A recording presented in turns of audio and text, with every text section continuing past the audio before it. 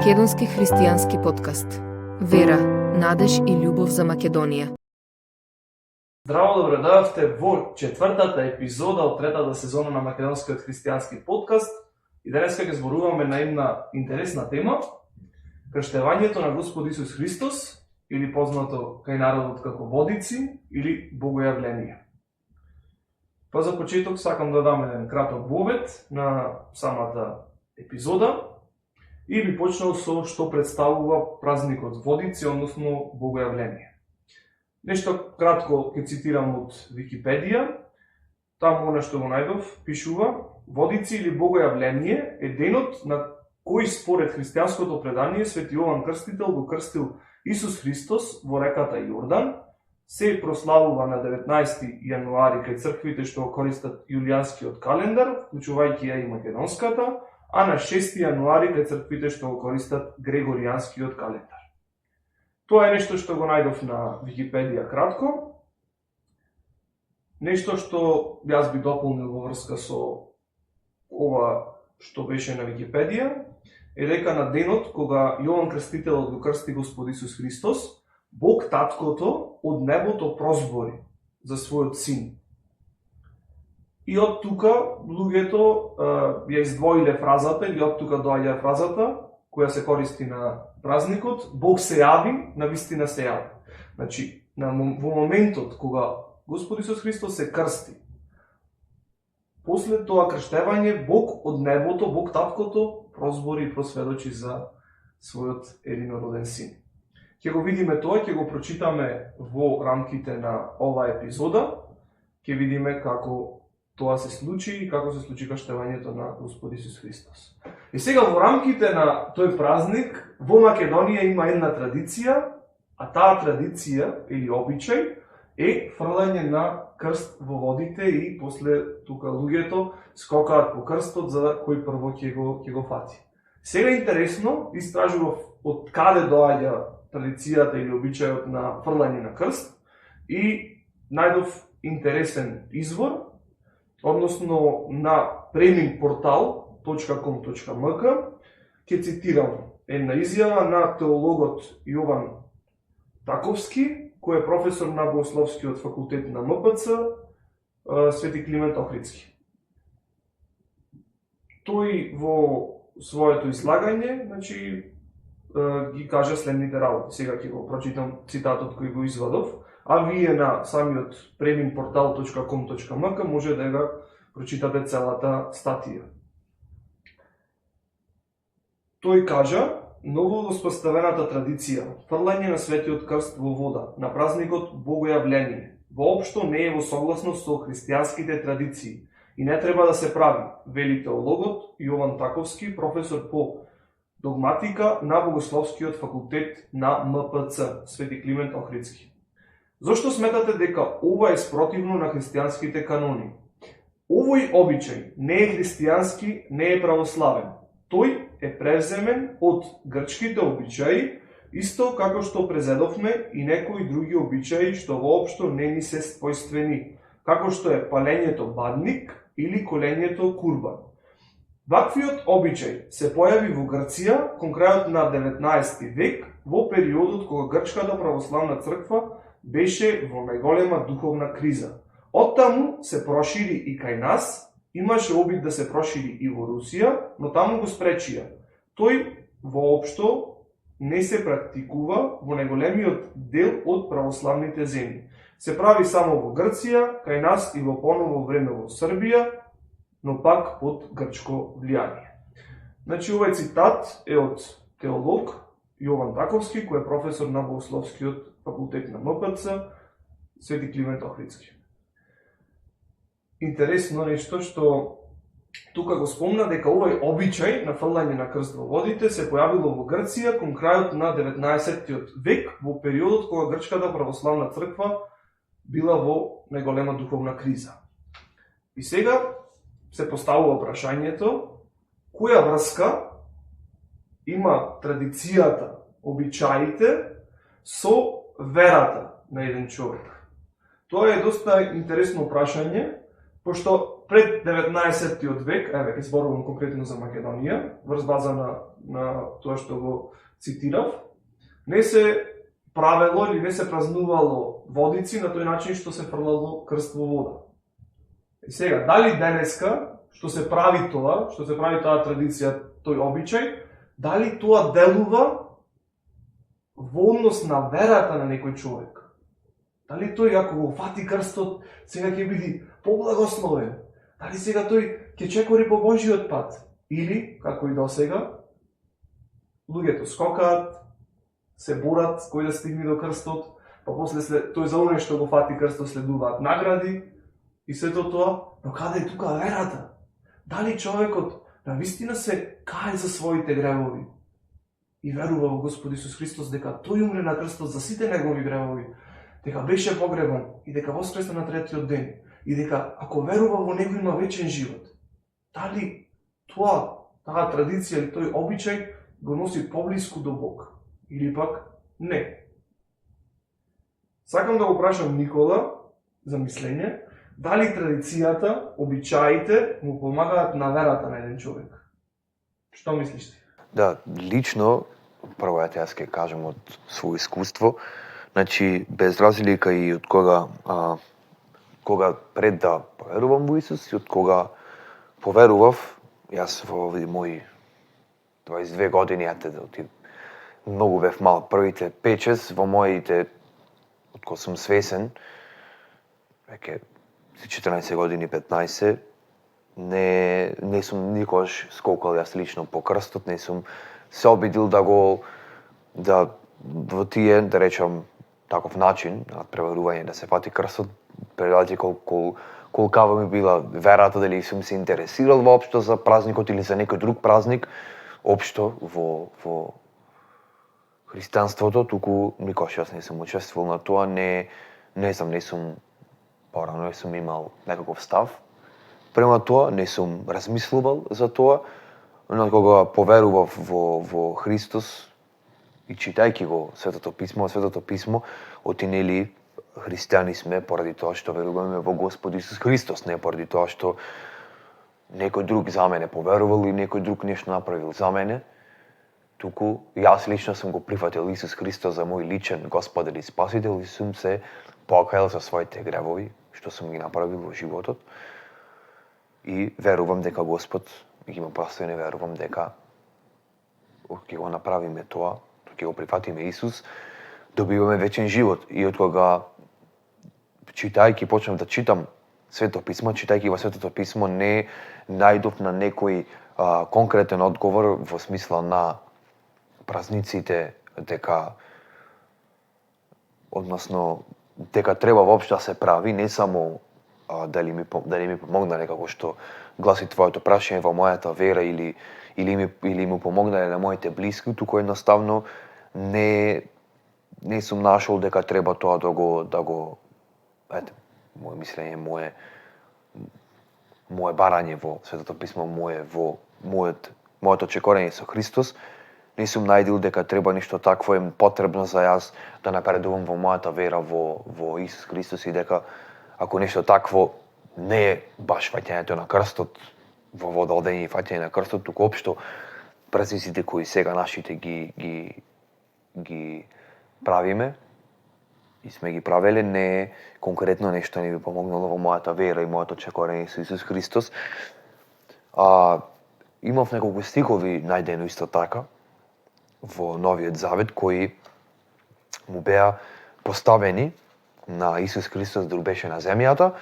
Конкретно тоа беше за неговите ученици, значи фарисеите и книжниците во тоа време го праша Христос за традициите и обичаите кои ги правеле во тоа време, ги практикувале старите, како што пишува старите татковци нивни, како што пишува, кои што ги наречат фарисеите и сакам да ги споделам кои и да кажам што мислам за тоа и како го разбирам јас ова, бидејќи мислам дека има врска со овие, има некоја поврзаност со овие нашите начини на славење на празниците, односно следење на традиција и како тоа помогнува во нашата вера или не помогнува. Ќе прочитам од Евангелие според Матеј, 15 глава, неколку стихови од првиот до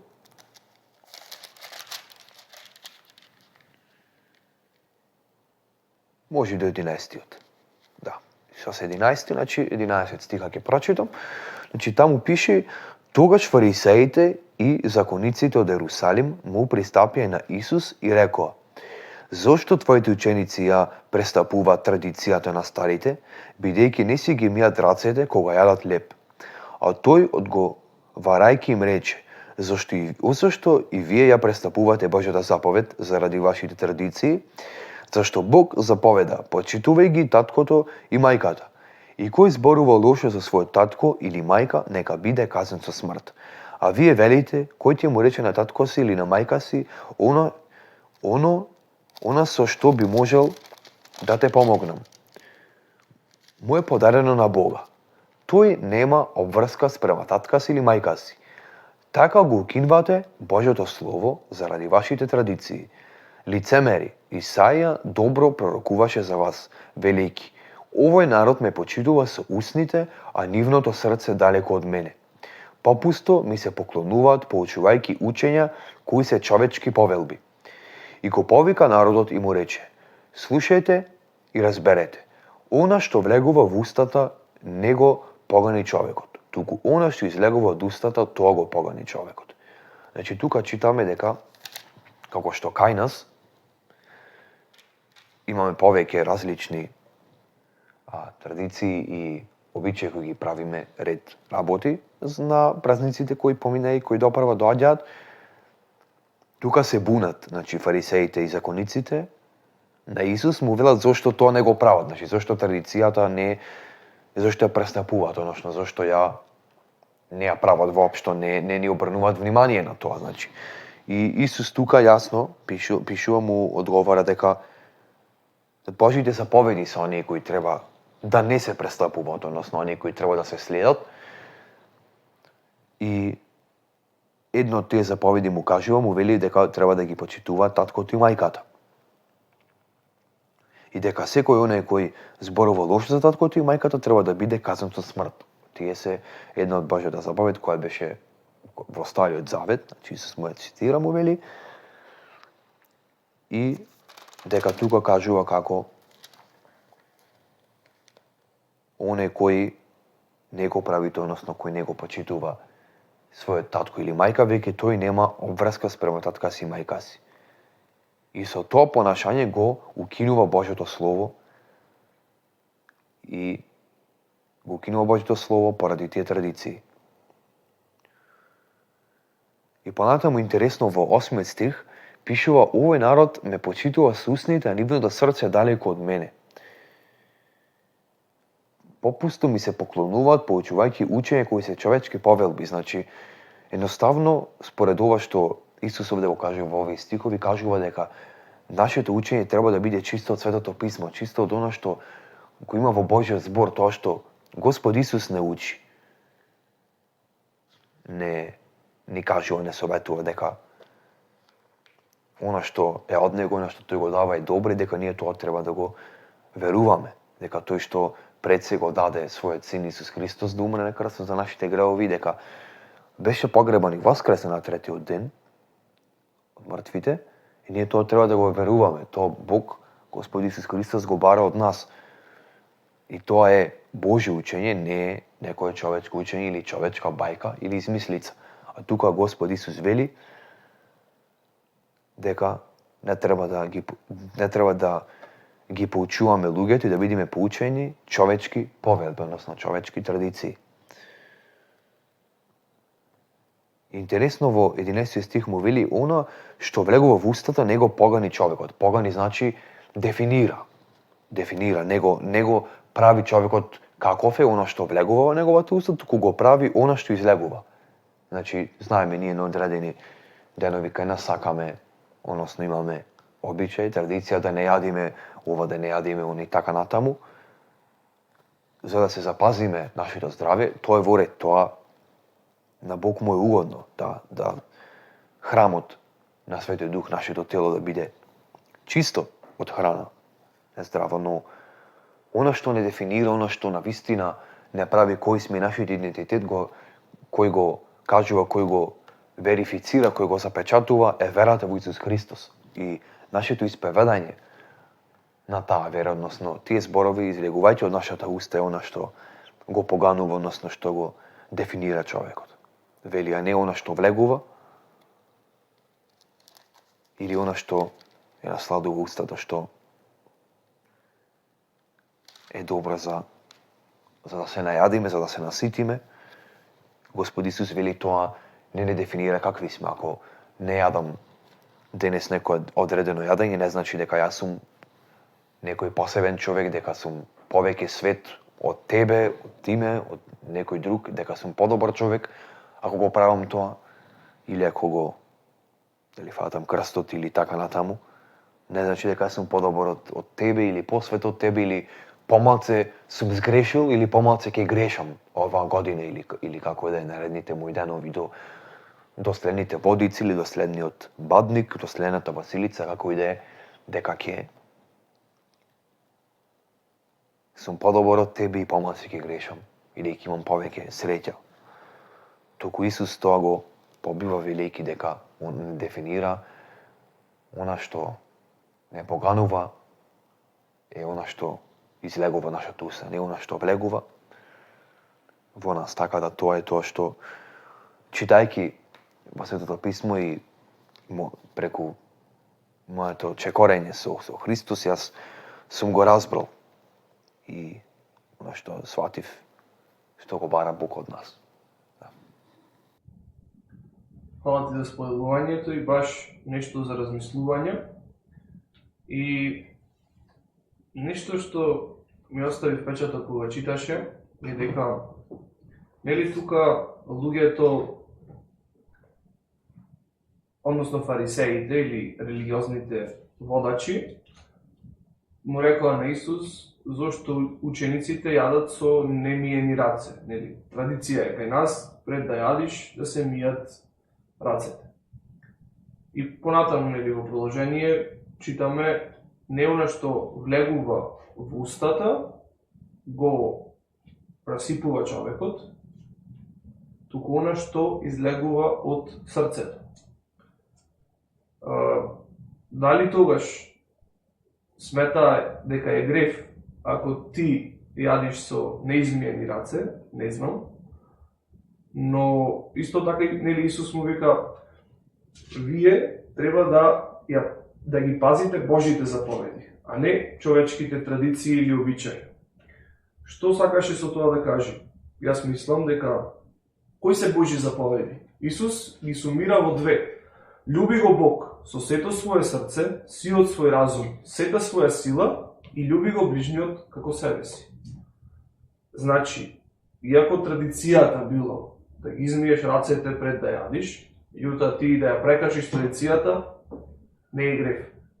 Меѓутоа, ако не си послушен на Божите заповеди, тогаш правиш грев. Зашто? Тоа го бара Бог од нас. Да му сме послушни на неговите заповеди. Како што Исус кажува во едно од Евангелијата. Кој ме љуби? Мене и пази моите заповеди. Значи, ние треба да се покориме на оно што го кажува Исус, на оно што го кажува Бог во Светото Писмо. Тогаш ние живееме угоден живот. Угоден живот во послушност, во вера, во побожност према Бог. А не пазејќи ги традициите. Со традициите ние не му угодуваме на Бог.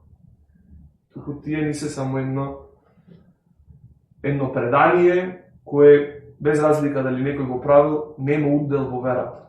И не можеш со традиција да му угодиш на Бог. Туку со жива вера во Него, послушност и чекорење. Чекорење по Исус. Само на тој начин може да му угодиме на Бог.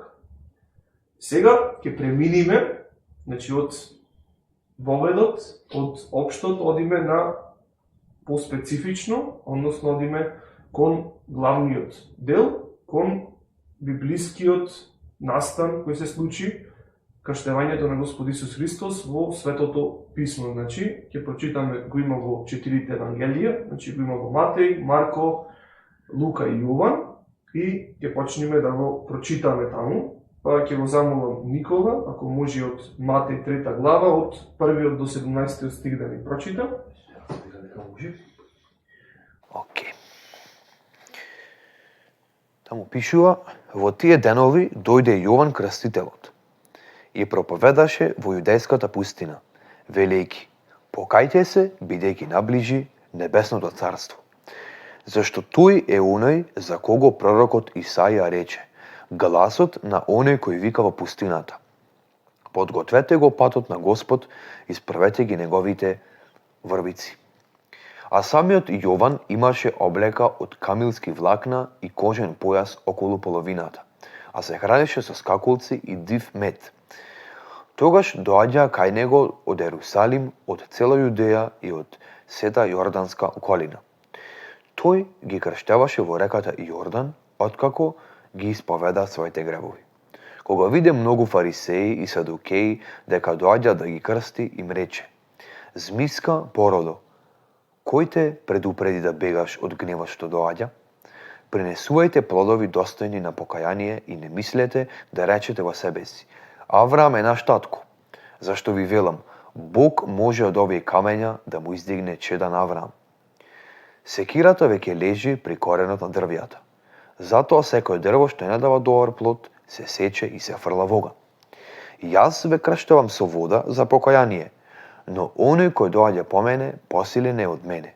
Јас не сум достоен да му ги понесам сандалите. Тој ќе ве крсти со Светиот Дух и оган. Лопатата е во неговата рака и ќе го исчисти своето гумно, ќе го собере своето жито во амбарот и плевата ќе ја запали со неизгаслив оган. До 17 рековме. Да. Тогаш Исус пристигна од Галилеја крај реката Јордан кај Јован за да биде крстен од него. А Јован го одвраќаше велејќи му: јас треба да бидам крстен од тебе, а ти доаѓаш кај мене? Исус му одговори: дозволи го сега ова, зашто вака треба да исполниме сета праведност. Тогаш тој му дозволи. А кога Исус беше крстен, веднаш излезе од водата, и ете небесата се отворија и го виде како Божиот дух слегува како гулаб и се спушта над него. И ете глас од небесата говореше: овој е мојот мил син, кој е по мојата волја. Фала ти, Никола. Јас ќе продолжам, ќе прочитам од Евангелието според Марко, од првата глава, од 1 до 11 стих.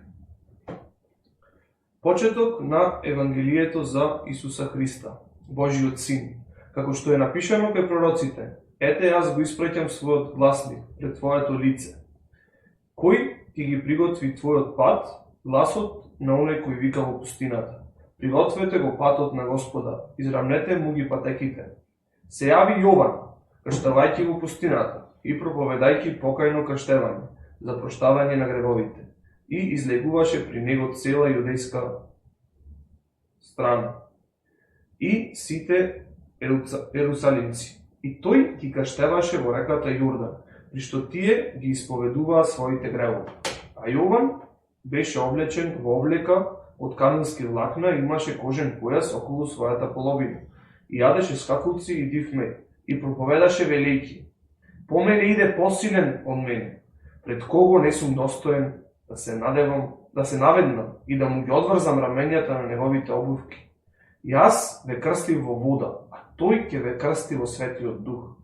И во тоа време Исус дојде од Назарет во Галилеја и Јован го крсти во Јордан. И веднаш додека излегуваше од водата, виде како се отворија небесата и Духот како слегува над него како гулаб. И се чу глас од небото: ти си мојот возљубен син, во кого ми е милината. Значи, прочитавме во Матеј и во Марко, а сега ќе читаме во Лука, 3 глава, од 1 до 22 стих. Аз ќе читам. Таму пишува: во 15-та година од владењето на Цезарот Тибери, кога Понтиј Пилат беше управител на Јудеја и Ирод тетрарх на Галилеја, а неговиот брат Филип тетрарх на и Туреја и Трахонтида, а Лисани тетрарх на Абилена, кога Ана и Кајафа беа врховни свештеници. Божиот збор дојде во пустината до Јордан, синот на Захарија. И тој одеше по целата област околу Јордан и проповедаше покајничко крштевање за проштавање на гревовите.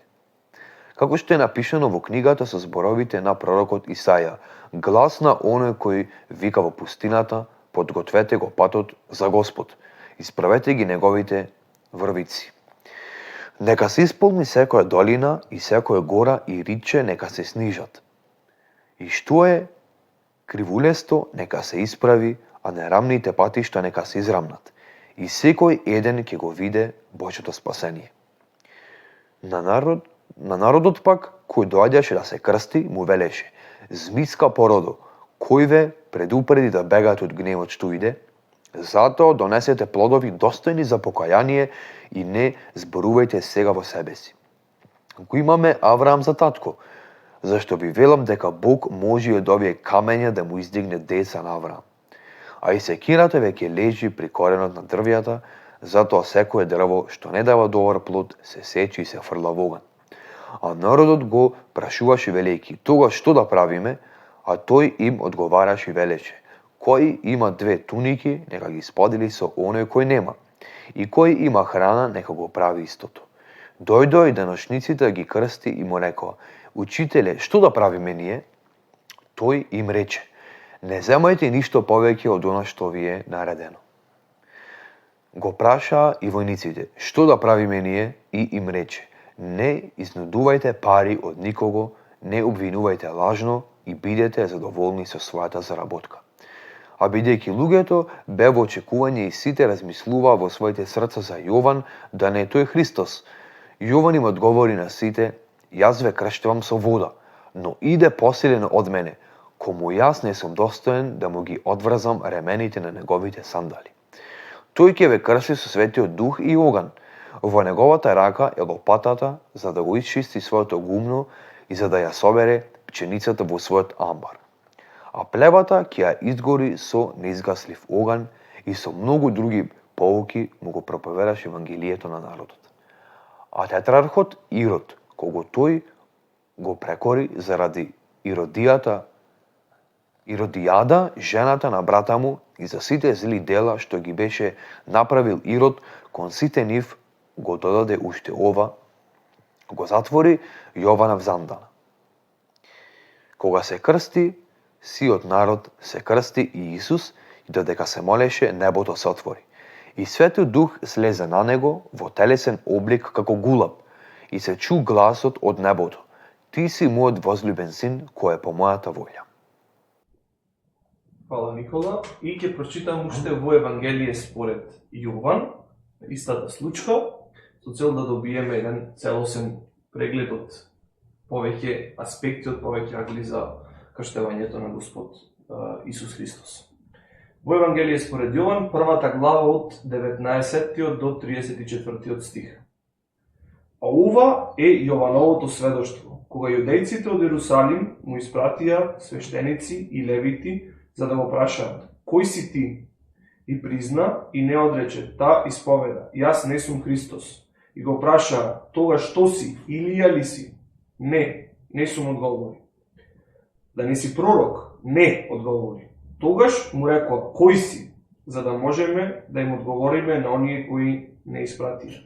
Што велиш ти за себе си? Рече: јас сум глас на оној кој вика во пустината: израмнете го Господовиот пат, како што рече пророкот Исаија. Испратените беа фарисеи. Тие го прашаа и му рекоа: тогаш зошто крштеваш кога не си Христос, ниту Илија, ни пророк? Јас крштевам со вода, им одговори Јован, но меѓу вас стои еден кого вие не го познавате. Тој е оној кој доаѓа по мене, кој беше пред мене, кому јас не сум достоен да му го одврзам ременот на неговите обувки. Тоа се случи во Витавара, од онаа страна на Јордан, каде што крштеваше Јован. Утреден Јован го виде Исуса како доаѓа при него и рече: еве го Божјото јагне, кој ги зема гревовите на светот. Овој е оној за кого ви реков, по мене доаѓа човек кој постоеше пред мене, зашто беше пред мене. Јас не го познавав, но затоа дојдов да крштевам во вода, за да му го објавам на Израел. Јован сведочеше уште. Го видов духот да слегува од небото, како гула и застана над него. Јас не го познавав, но оној кој ме испрати да крштевам во вода, ми рече: врз кого ќе видиш да слегува духот и да останува над него, тој е оној кој крштева во Светиот Дух. И јас видов и сведочам дека тој е Божји син. Ги прочитавме моментот на крштевање на Господ Исус Христос од 4 Евангелија. И во секој од Евангелијата има плюс информации, нели, ти каде што читаше последно во Лука, се објаснува кој владееше во тоа време во тој дел на Израел, Ирод, царот Ирод. И нели фарисеите кога дојдеа да го прашат Јован, тука читавме, и моментот кога Господ Исус се крсти и кога слезе Светиот Дух врз него и кога се чу глас од небото, кога се јави Бог Таткото. Значи, кој сведочеше за Господ Исус Христос на неговото крштевање? Значи, кој е оној што кажа нешто за тоа кој е Господ Исус Христос? Јован Крстителот, Светиот Дух слезе, значи уште еден знак, уште едно сведоштво, да се потврди дека Господ Исус Христос е Божјиот син, и Бог Таткото се јави од небото за да потврди дека Господ Исус Христос е неговиот син. Еве, ќе го поддржиме, ова изјава ќе поддржиме со стихови, така да слушајте, значи, и после проверете во вашите Библии, во Светото Писмо, за да се уверите самите секако. Значи, Јован Крстителот беше глас на оној кој вика во пустината: пригответе го патот на Господа, израмнете му ги патеките. Како што пророкуваше Исаија, и тоа може да го најдете во Стариот Завет, тоа пророштво за Јован Крстителот. И сега, што изјави Јован Крстителот за Господ Исус Христос? Во Евангелието според Матеј, 3 глава, 11 и 12 стих, тука пишува: јас ве крштевам во вода за покаяние, но оној кој доаѓа по мене е посилен од мене, кому јас не сум достоен да му ги понесам обувките. Тој ќе ве крсти во Светиот Дух и оган. Лопатата е во неговата рака и ќе го очисти своето гумно, и ќе го собере своето жито во житницата, а плевата ќе изгори со неизгорлив оган. Значи, тука Јован сведочи за Господ Исус Христос и изјавува дека тој ќе не крсти со Светиот Дух и оган, и лопатата е во неговата рака. Значи, има власт, има авторитет. Вика, ќе го очисти своето гумно и ќе го собере своето жито. И плевата ќе изгори со неизгорлив оган. Значи, Господ Исус Христос има авторитет и власт да го направи ова. Во Евангелието според Марко, 1 глава, 7 до 8 стих, и проповедаше велејки. Значи, тука Јован проповеда и вели, Јован Крстителот: по мене иде, посилен од мене, пред кого не сум достоен да се наведнам и да му ги одврзам рамењата на неговите обувки. Јас ве крстив во вода, а тој ќе ве крсти во Светиот Дух. Повторно, истата случка во друго Евангелие. И ќе прочитаме во Евангелието според Јован, 1 глава, 29 до 31 стих. Утреден Јован го виде Исуса како доаѓа при него и рече: еве го Божјото јагне кој ги зема гревовите на светот. Овој е оној за кого ви реков: по мене доаѓа човек кој постоеше пред мене. Зашто беше пред мене? Јас не го познав, но затоа дојдов да крштавам во вода, за да му го објавам на Израел. Значи, тука Јован, Крстителот, во Евангелието на апостолот Јован, тврди, значи, изјавува Јован Крстителот, еве го Божјото јагне кој ги зема гревовите на светот. Значи, Господ Исус Христос имаше мисија. Мисијата негова беше да дојде во овој свет, да го бара и да го спаси изгубеното. Што значи тоа? Ние, сите луѓето, сме сгрешиле и сме виновни пред Бог. Тоа е факт и важи за секој ден. Бог го испрати својот син, Исус Христос, да биде Божјото јагне кој ќе ги земе нашите гревови. И токму тоа го направи Господ Исус Христос. Беше Божјото јагне кое ги зеде нашите гревови пред 2000 години на крстот на Голгота. Тоа беше неговата мисија. Тука Јован го сведочи токму тоа. Исто кажува, по мене доаѓа човек кој постоеше пред мене зашто беше пред мене. Телесно, мислам дека Јован Крстителот беше 3 месеци постар од Господ Исус. Телесно. Меѓутоа, вели, Марија, Дева Марија, зачна преку Светиот Дух. Значи, Исус постои уште пред Јован да се роди. Иако телесно, 3 месеци после Јован Крстителот се роди Исус. Иако и беа некои 3 месеци разлика о телесна возраст. Значи, тука Јован сведочи дека Исус постоеше од секогаш. Значи, беше пред него. И тој вика, јас не го познавав, но затоа дојдов да каштевам во вода, за да му го објавам на Израел. И сега ќе прочитаме за Светиот Дух. Во Евангелието според Јован, значи ќе продолжиме во Евангелие според Јован, ќе ги читаме 32 и 34 стих, од 32 до 34 во истата глава. Тука пишува: Јован сведочеше уште, го видов Духот, како слегува од небото, како гулаб и застана над него.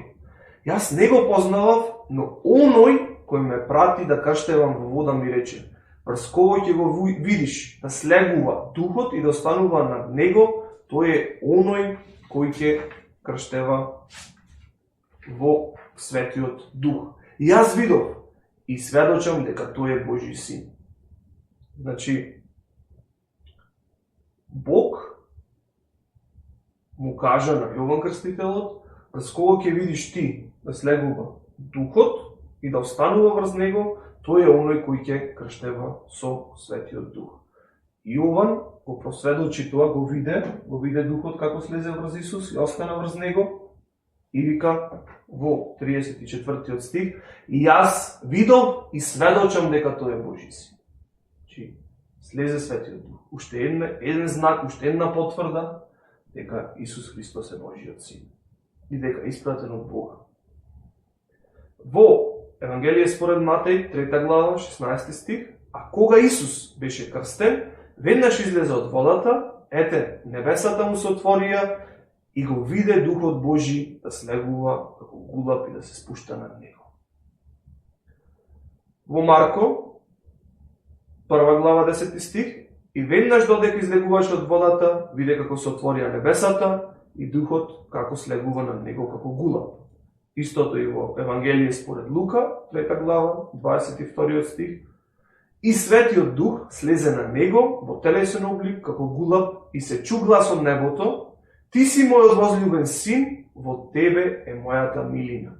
Значи, Бог Таткото го потврди уште еднаш дека тој е неговиот возлюбен син. Дека Исус Христос е неговиот возлюбен син и во него е неговата милина. Во него е неговата волја. Тоа ми го потврди Бог Таткото. Исто го имаме јавувањето на Бог Таткото во Евангелие според Марко пишано, 1 глава, 11 стих: и се чу глас од небото: ти си мојот возлюбен син, во кого ми е милината. Исто и во Матеј, 3 глава, 17 стих: и ете глас од небесата говореше: Овој е мојот возлюбен син во кого ми е милината. Значи, тројца, три сведоштва од Јован Крстителот, кој беше испратен од Бог, кој беше гласот кој вика во пустината, како што напишал пророкот Исаија.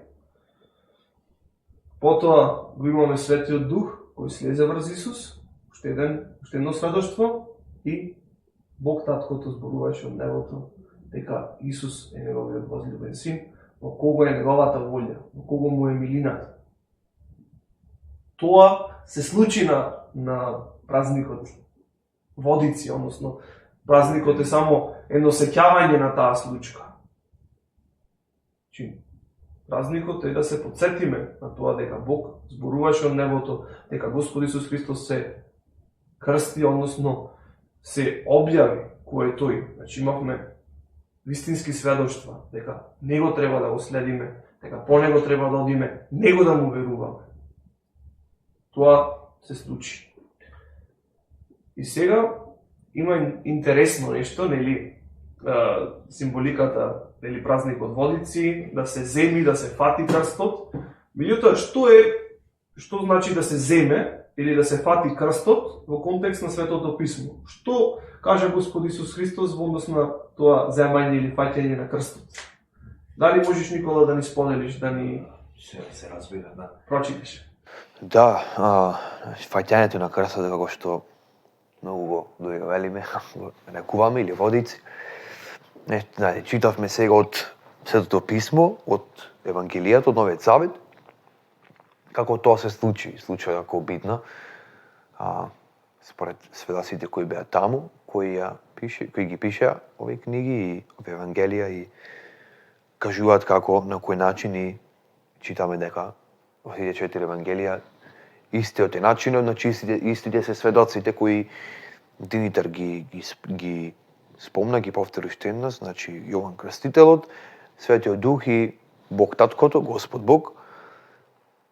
И да, овде нигде не гледаме во овие текстови, значи од 4 Евангелија прочитавме, од Новиот Завет нигде не видовме, не прочитавме фрлање на крст и да оди, дали Јован Крстител, дали Исус или некој од луѓето да оди да се бори да го фати тој крст, ако го фати, тој е тој кој пример ќе му бидат простени гревовите или тој ќе може да оди во рајот или ќе има вечен живот. И така натаму, тука едноставно читаме дека тоа е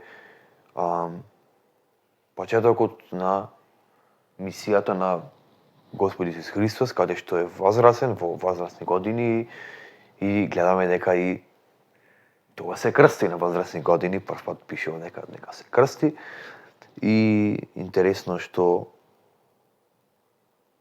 читавме, арно, ама каде е крстот во овие текстови, во ово богојавление, во овие моменти, во овој битен настан во Светото Писмо, не го гледаме, но на друго место, каде што сум јас читал, едно од местата, односно, каде што Господ Исус Христос ни кажува за крстот и што значи да се фати крстот, од наша страна да се фати, да се земе крстот, и што понатаму со тој крст ќе прочитаме, сакам да прочитам еден стих од Евангелие според Лука, 9 глава, 23 стих. Таму пишува: а на сите им зборуваше: ако некој сака да оди по мене, нека се откаже од себе си и нека го земе својот крст секој дневно и нека ме следи. И 4 ќе прочитаме. Кој сака да ја спаси својата душа, ќе ја изгуби, а кој ќе изгуби својата душа заради мене, тој ќе ја спаси. Може 25, зашто каква полза има човекот ако го добие целиот свет, а самиот себе се загуби или се упропасти? Многу јаки стихови кои посебно. Последен таму и први 23-тиот вели, значи читаме овде дека ако сака некој да оди по Исус Христос, односно да поверува во него, нека се откаже од себе си. Значи јас повеќе не сум битен и нека ме следи. Тоа е тој начинот на поверување, на станување на христијанин.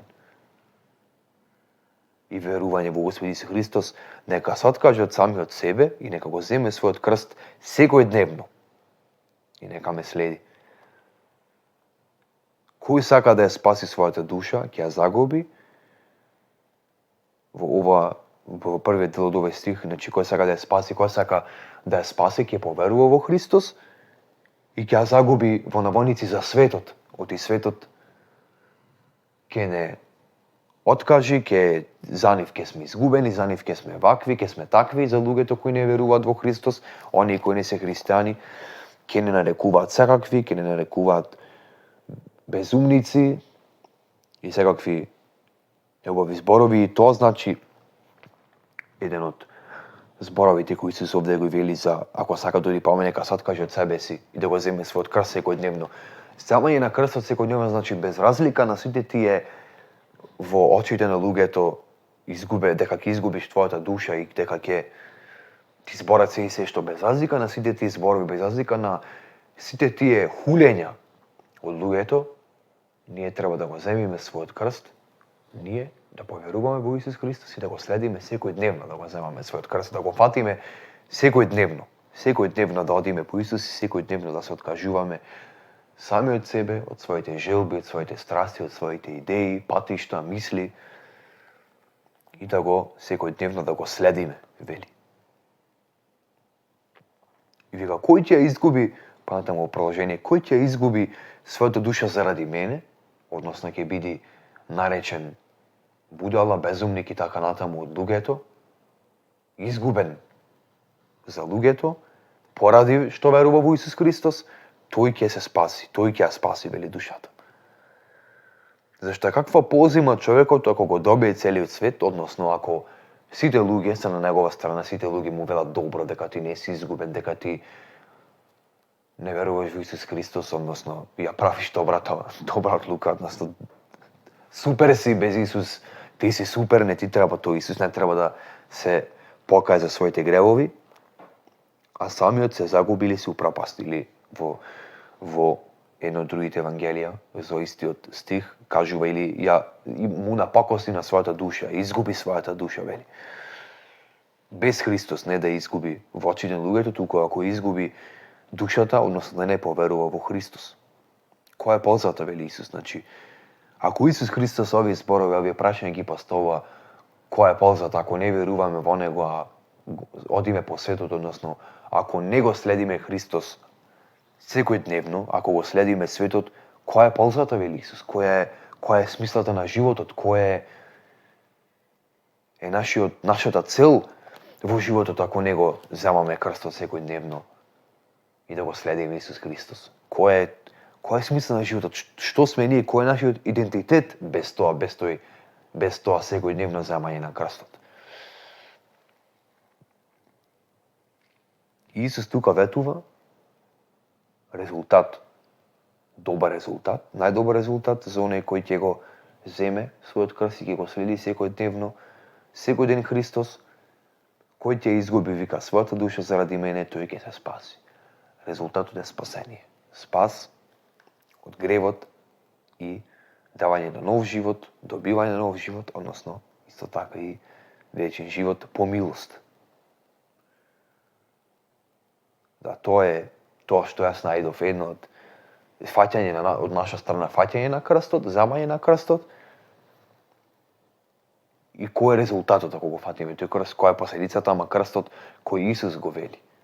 Не материјален крст кој е минливо нешто, туку оној крст кој сме самите ние, нашата душа, нашето се, нашиот живот, да го предадеме во рацете на Господ Исус Христос. Тоа е она што јас го најдов читајќи во Светото писмо и што имав да го споделам за фаќањето на крстот и земањето на крстот. Да. Фала, Никола, и навистина. Кој сака? Значи е прашањето. Кој сака? Кој сака да го следи Исус, тогаш тој треба да се одрече од себе, да го земе својот крст. Значи, од само одрекување, и земање на својот крст. И следење на Исус. Крстот носи кон смрт. Да. Умираме за самите нас, ама живееме за Господ. Значи, живееме еден живот кој е посветен на Господ, а не посветен на нашите себични цели. Зошто? На крајот Бог дава вечен живот. Самите ние не може да се дадеме вечен живот. Неговиот план, неговата волја се совршени. Тој го создаде овој свет и знае што е најдоброто за нас. Ние сме по негова милост тука, по негова благодат и по негова волја сме тука. И затоа треба да сакаме да го запознаеме каков е Бог. Вики, тој знае што е најдоброто за нас. Ние самите не знаеме. Иако може да мислиме дека знаеме, но резултатот е смрт, не е вечен живот доколку останеме во рамките на нашите размислувања. Затоа треба да бараме водство и мудрост од Бог и да гледаме неговата волја во Светото Писмо, во неговиот збор и да го живееме тоа. Тоа е нешто што сакам да го додадам на твоето излагање, што беше директно за земањето на крстот. Сега стигнавме до моментот да му поставиме прашање за размислување на гледачите. Дали сега ви стана појасно што навистина значи празникот Водици или Богојавление и што се случи на тој настан? Дали навистина сега верувате во Господ Исус Христос? Знаете кој е? За кого сведочеше Бог Таткото од небото? Слезе Светиот Дух врз него и сведочеше Јован Крстителот. Дали сега навистина свативте кој е Господ Исус Христос? Бидејќи има сведоштво, има сведоци за него. И небитното, дали знаете што направи тој за вас? Дали верувате во Евангелието? Евангелието е добрата вест. Добрата вест за Господ Исус Христос. Што е добрата вест? Ќе ја сумираме накратко. Тоа би имал направен апостолот Павле. Во 1 Коринтијаните, 15 глава, од 1 до 4 стих ја прочитам. Браќа, ви напоменувам за Евангелието, кое ви го проповедав, а кое вие го примивте и во кое стоите.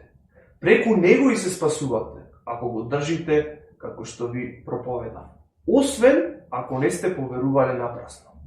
Ви го предадов најнапред она што го бев примил, дека Христос умре за нашите гревови, според писмата, дека беше погребан и дека на третиот ден воскресна според писмата. Целото Евангелие се состои во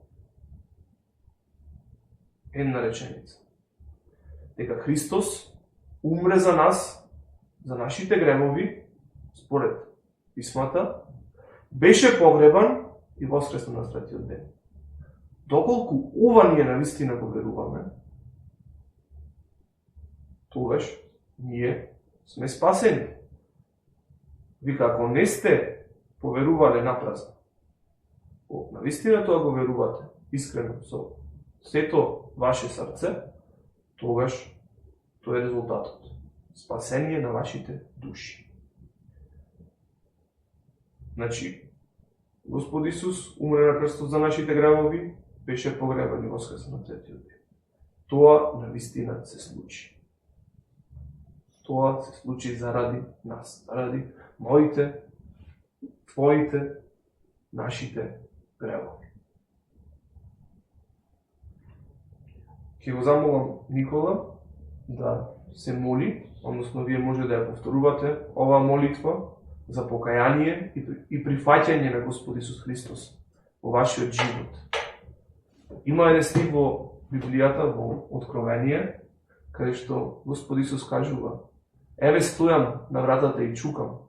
Кој ќе го чуе мојот глас и отвори, јас ќе влезам при него и ќе вечерам со него и тој со мене. И сега да молиме да се отворите, да отворите вратата на вашето срце, за Господ Исус Христос да дојде и да има заедништво со вас. Може да ја повторувате оваа молитва. Ти благодариме, Господи Исусе, за ова прилика која ни ја даваш Ти, да читаме од Твојот збор, од Светото Писмо и да дознаваме и понатаму која е Твојата волја и кој си Ти. Ти благодарам што Ти дојде на земјата, како нас човек беше, дојде доброволно и дојде да пострадаш на крстот за нашите гревови. Ти благодарам што ми даде тоа да го спознам, ми даде тоа да го разберам и дека тоа го направи за мене. Дека јас важи таа жртва за мене, дека јас бев оној кој се бунтоваше против Тебе и Ти беше непријател поради моите гревови. Се каам од своите гревови кои сум ги направил и признавам дека не можам без Тебе и дека нема никој кој да ми ги прости моите гревови, освен Тебе, Исусе. Сакам да го земам својот крст и да те следам секој дневно, секој ден Тебе и да ја барам Твојата волја, секој ден и Ти да ми ја покажеш, бидејќи знам дека ако ја ставам, разбрав дека ако ја ставам мојата вера во Тебе, мојата надеж во Тебе, Ти нема да ме разочараш, туку ќе ми дадеш вечен живот и ќе ме спасиш. Ти благодарам што умре за мене, што се даде на крстот, доброволно и што беше погребан и воскресна на третиот ден. Ти благодарам за тоа, за таа радосна вест, за тоа Евангелие и сакам да ме водиш Ти од сега во мојот живот и Ти да бидеш Господар и Спасител на мојот живот. Те барам со сето своје срце и сакам да се населиш во моето срце и бидејќи знам дека чукаш и Ти отворам вратата на своето срце да дојдеш, да живееш во мене преку Светиот Дух и да ме промениш, да ми дадеш нов живот и вечен живот, според Твоето ветување, според Твојата милост. Се молам во името на Исус. Амин. Амин. Доколку ова молитва, навистина ја молевте со вера, со отворено срце, навистина го баравте Бог, Тој е верен и Тој ги слуша молитвите и одговара на молитва. Како што има стиг во Светото Писмо, не е можно да му се угоди на Бог без вера. Значи со вера, кој верува дека постои Бог, тој Бог ќе го награди. Значи ние преку вера примаме прошка на нашите гревови. Преку вера го примаме Господ Исус во нашиот живот. И секој кој верува во Него нема да се посрами. Сега вашето живење треба да биде за Господ Исус Христос. Вие треба да се храните, да читате од Светото Писмо. И да ја барате Неговата волја за вашиот живот. И да живеете за Него и за Негова слава. Ви благодариме што одвоивте од вашето драгоцено време. Се молиме дека ова навистина ќе вроди со плод во вашиот живот. Дека вие ќе имате нов живот и еден ден ќе бидите заедно. Ќе бидеме заедно со Бог во Божјото царство. Тоа е крајната цел. Спасение на нашите души и вечен живот. А тоа спасение и вечен живот имаме само преку вера во Господ Исус Христос. Ви благодариме на вниманието и се гледаме во наредна епизода. Пријатно! Поздрав!